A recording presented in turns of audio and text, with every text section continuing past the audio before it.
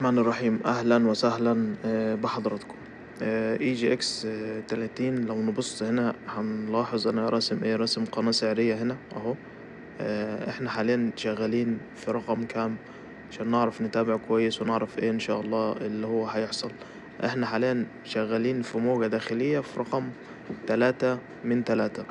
يعني خلي بالكم احنا كده رسمنا قناة سعرية اهو. رقم 1 جت لنا هنا، بعد كده 2 زي ما احنا متعودين دايما صعود قوي واندفاع قوي بيكون في رقم 3.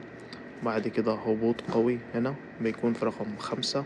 وبعد كده اللي احنا فيها حاليا 5 من من من 3 من 3.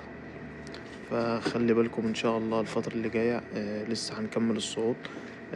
يعني لو نلاحظ هنا المؤشر ارتد من فين؟ شوفوا من عند القناة السعرية دي اهي، اللي هي بداية الموجة بتاعتها من هنا اهو. قناة سعرية موجية، فحتى الهبوط اللي هو العنيف اللي وصلنا له من عند 25 هنبص كده نشوف هو وصل لينا فين اهو. عند الحد العلوي للقناة السعرية. حاليا برضو رجع تاني عند الحد العلوي للقناة السعرية دي بتاعت الموجات. فاحنا نتوقع الفترة اللي جاية ان شاء الله هيكون في صعود، مش هيكون فيه اللي هو ارتداد وبعد كده ننزل تاني، لا. الصعود ده خلي بالكم مش هيودينا لأماكن بعيدة، يعني بمجرد بس ان هو يخترق معانا القمة دي اللي عند اللي عند 34. مجرد ما يخترق معانا القمة اللي عند 34 المفروض ان انت تبدأ تنسحب تدريجيا، تبدأ تقفل المراكز بتاعتك، ان هو مش هيروح بعيد. يعني ممكن يروح عند 36، فمش هيبقى في صعود القوي، هو بس هيخلص اخر موجة 5. وبعد كده هيصحح تاني، خلي بالكم يعني. والتصحيح التاني ده ممكن يوصلنا تاني عند القاعدة عند 24. يعني حاليا احنا في صدد ان احنا نعمل صعود ممكن يوصلنا عند 36. مجرد بس ما هو يعدي معانا القمة دي المفروض ان احنا نبدأ خلاص نبيع.